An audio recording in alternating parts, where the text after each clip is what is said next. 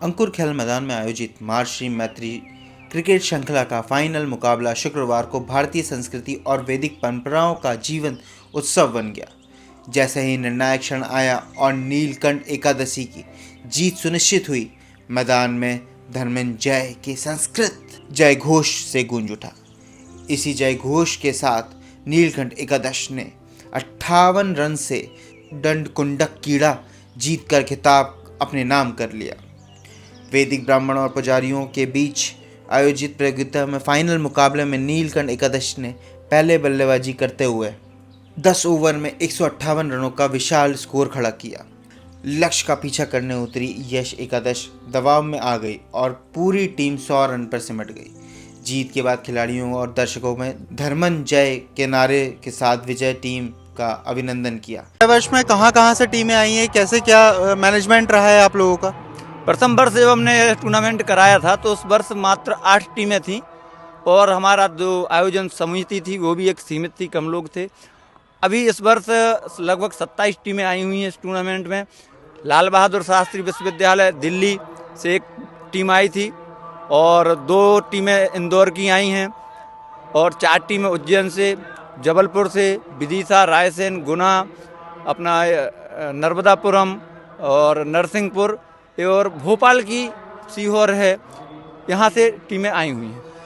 आपने 6 साल से ये कार्यक्रम करवा रहे हैं, तो आप जगह चेंज करते रहते हैं कि एक ही अंकुर ग्राउंड आपने परमानेंट बना के रखा हुआ है? ये हमारा अंकुर अकादमी परमानेंट है, यहाँ पे ही हम ये प्रतियोगिता कराते हैं और 6 वर्ष से हम यहीं पे कराते आ रहे हैं। क्योंकि ये एक हिसाब से शहर का मध्य भी हो जाता है, यहाँ से आने जाने में टीमों को भी दिक्कत नहीं होती है, तो हम यहाँ इस प्रतियोगिता को कराते हैं।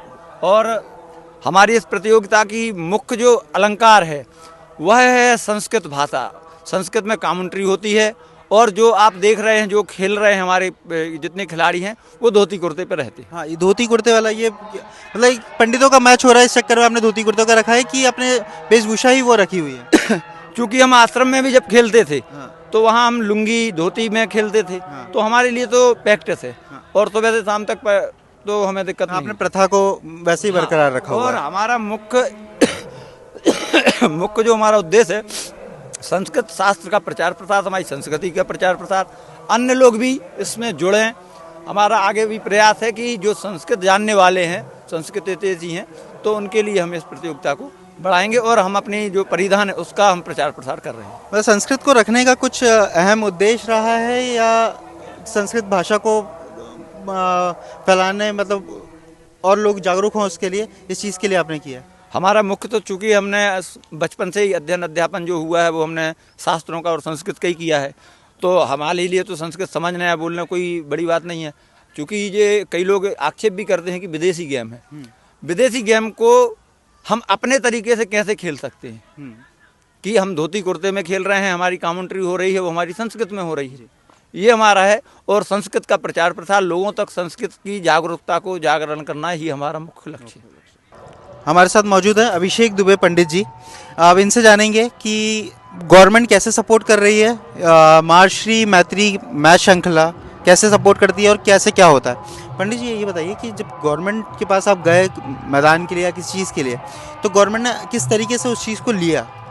क्योंकि हम जब पहली बार इस टूर्नामेंट को किया था तो हमने निवेदन किया था कि हम इस प्रतियोगिता को इस तरह के करना चाहते हैं कि धोत वस्त्र धारण करके सभी वैदिक ब्राह्मण इस टूर्नामेंट में भाग लेंगे, संस्कृत भाषा में कमेंट्री होगी, तो क्यों ना हमें एक कोई मैदान निःशुल्क प्रदान किया जाए जिससे हम इस प्रतियोगिता को सुचारू रूप से कर सकें।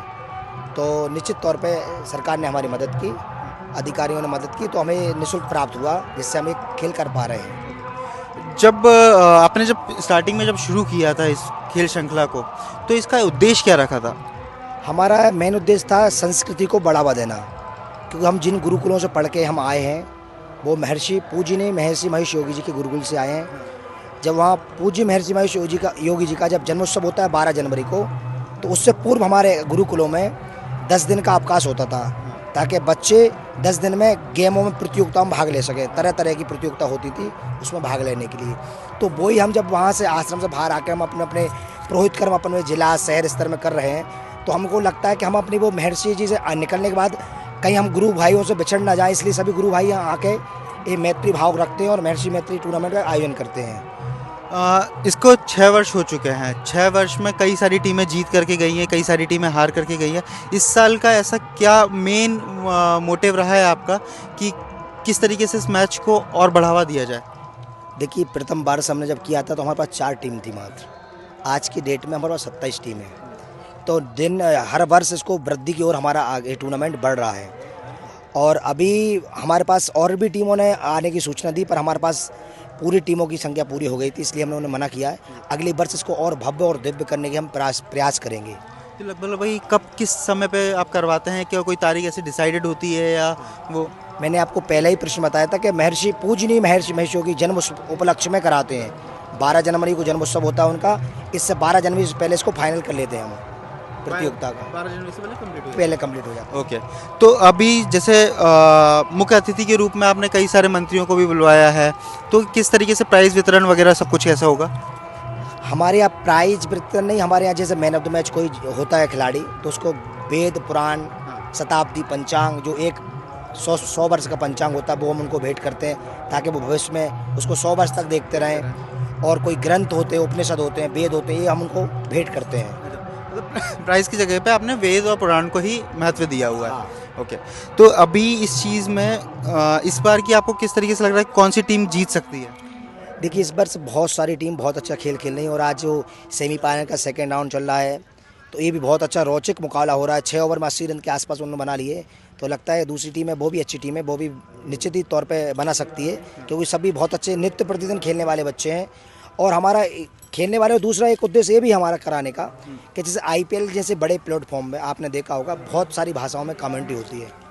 आपने हमारे इस टूर्नामेंट में देखो संस्कृत भाषा में कमेंट्री हो रही है, तो क्यों ना संस्कृत को भी कुछ ऊंचा प्लेटफॉर्म मिले भाषा में संभाषण करने के लिए, कमेंट्री करने के लिए। तो हम ऊपर भी बात इस पर निवेदन करेंगे, सरकारों से भी करेंगे, जो भी इसको ऊपर प्रमोट कर सकते हैं उनसे निवेदन करेंगे संस्कृत को और प्रमोट किया जाए। धन्यवाद पंडित जी। तो ये थे हमारे साथ में अभिषेक दुबे जी, पंडित जी, जिन्होंने आपको क्रिकेट के बारे में और इनके माश्री मैत्री मैच के बारे में बहुत कुछ बताया। धन्यवाद।